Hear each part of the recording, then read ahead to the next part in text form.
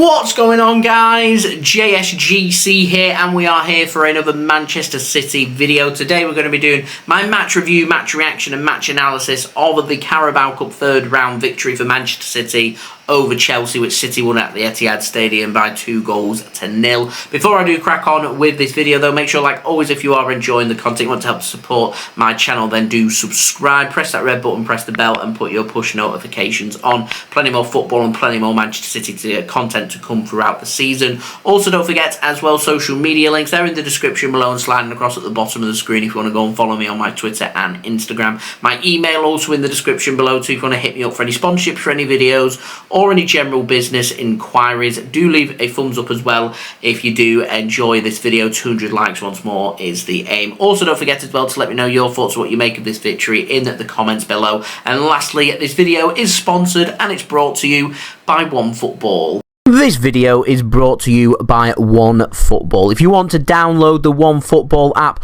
all you need to do is press the link at the top of my description, which will take you forward to where you can download this app. The OneFootball app is extremely useful if you are a huge football fan just like me. It provides you with the latest footballing news, transfer news and the latest videos as well. It is one source of information of where I get my transfer news from. It also allows you to see the latest scores with what's happening in the footballing world. If you just click on a game, including any Manchester City game, it will not only bring up the latest team news, but it will also bring up the latest statistics and keep you up to date with everything happening in that game. If you want to download this app, all you need to do is press the link at the top of the description to stay up to date. Thank you very much to OneFootball for sponsoring this video. If you want to go and check out the free OneFootball app, then the link is in the description. Go and download the OneFootball app from there. So, let's crack on with this video. Let's speak first about the first talking points from this game, which of course was the teams. Now, I was expecting to see Phil Foden start in this game. It was Jack Grealish given the nod ahead of him on the left-hand side, and Riyad Mahrez. Was no surprise there, in my opinion. I did speak about that in my preview, that he started in this game, and Alvarez given the nod ahead of Haaland, and Haaland had a full rest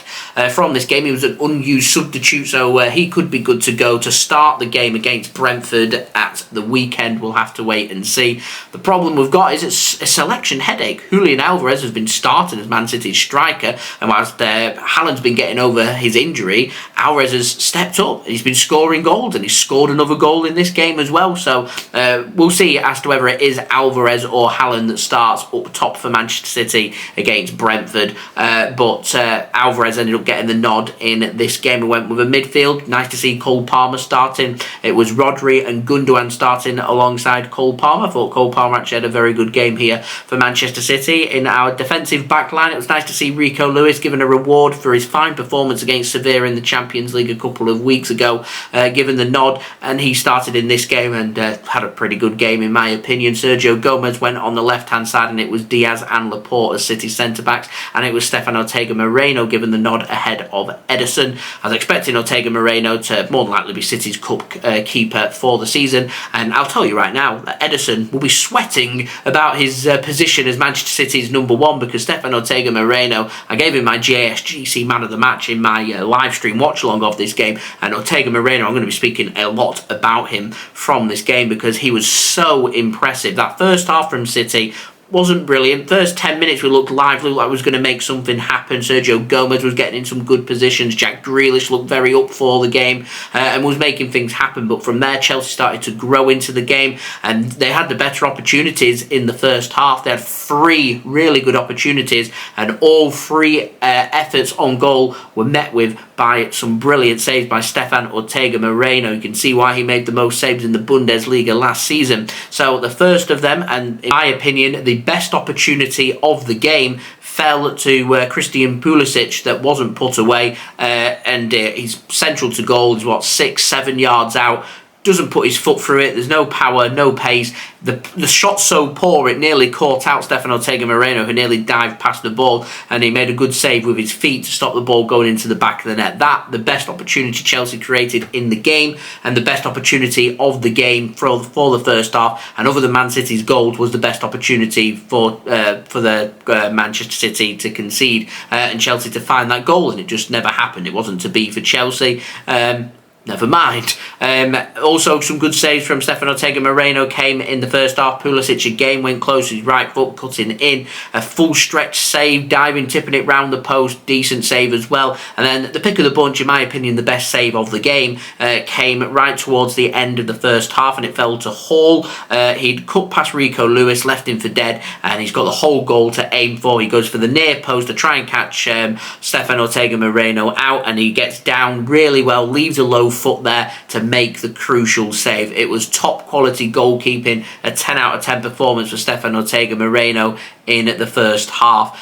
For Manchester City in the second half, came out, looked a lot stronger. A couple of goals in 5 minutes made all the difference. Now, Koulibaly made a reckless challenge in the first half. It was deemed not to be the last man after Jack Grealish knocked it on too heavily, and he was given only a yellow card. City put that free kick in, and it took a deflection and went over the wall from Ilkay Gundogan. This time, Riyad Mahrez, similar distance, but on the other side, made no mistake. Now, Koulibaly, for some reason, never jumped in the wall. Everyone else did, and if Koulibaly jumped, probably gets a head onto it, either heads it into the ground, makes the block, or heads it over the bar. But because he doesn't jump, there's a little gap, and that little gap is where Mahrez puts the ball through, keeper's blinded, rooted to the spot. Mahrez gives Manchester City the lead. Manchester City then decided they're going to take it about themselves to try and double their lead very quickly and get this tie wrapped up, and that's exactly what happened. A lovely crossfield pass came in from Alvarez to Mahrez after Cole Palmer set Manchester City away with a quick counter-attack with a quick pass into Jack Grealish. The ball was then spread across to Riyad Mahrez. He cuts inside, has a shot, saved by Mendy, and who's there to follow it up? Julian Alvarez, right place at the right time after a lovely crossfield pass,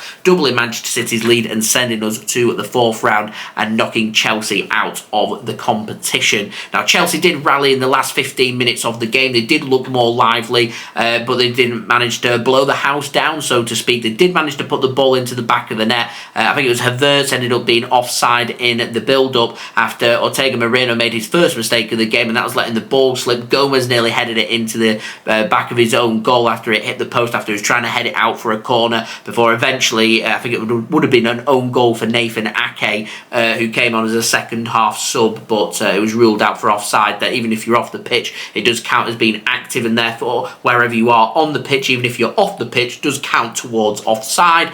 That's a proper mouthful, that. And so, as it is, Stefan Ortega Moreno, fully deserved, takes a clean sheet with him from this game. And in my opinion, the player of the match. Well, Jack Grealish played decent. Cole Palmer looked very settled, which was good. Alvarez, good for him to grab a goal. Mahrez looked much improved as well. So there's plenty of confidence to take through going into our match against Brentford at the weekend, as Manchester City, as the fans like to chant, continue to tear Cockneys apart again.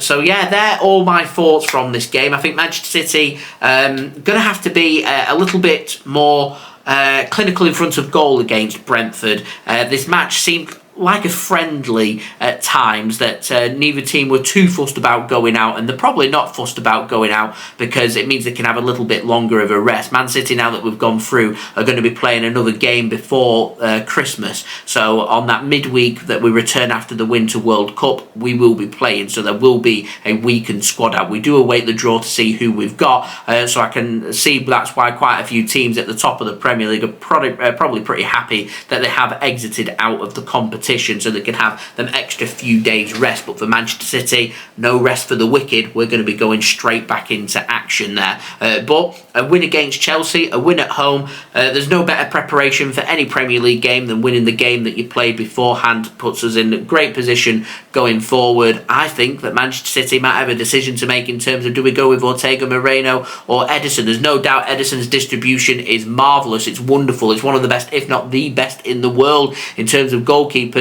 But right now, Ortega Moreno, his goalkeeping abilities to make saves and judgments are excellent. Putting Ederson under a lot of pressure, dare I say, in terms of making saves, is better than Ederson. They're just my judgments from what I've made from this game though. So do let me know your thoughts in the comments below. Also, don't forget to leave a thumbs up if you did enjoy this video too. Aim for 200 likes, or any help towards that would be much appreciated. Social media links, they're in the description below and sliding across at the bottom of the screen if you want to go and follow me on my Twitter and Instagram. My email also in the description below too if you want to hit me up for any sponsorships for any videos or any general business inquiries. Do subscribe to my channel as well, that would be much appreciated. Press that red button, press the bell and put your push notifications on. And lastly, do go and check out today's video sponsor, OneFootball. Link is in the description if you want to go and check out the free OneFootball app. And I'll see you all again real soon for the next Manchester City video. So I've been JSGC, thank you everyone for watching. I hope everyone is safe and well. Peace. Ciao for now.